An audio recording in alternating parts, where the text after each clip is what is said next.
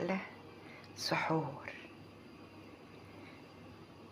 نعيش الأسمر ده سندوتش جبنة. شفت الجبنة دايبة دايبة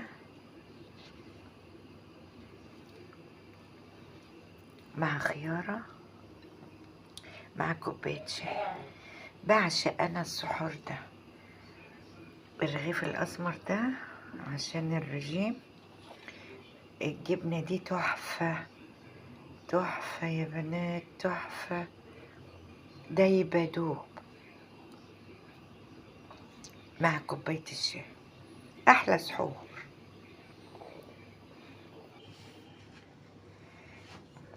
قومي بقى دلوقتي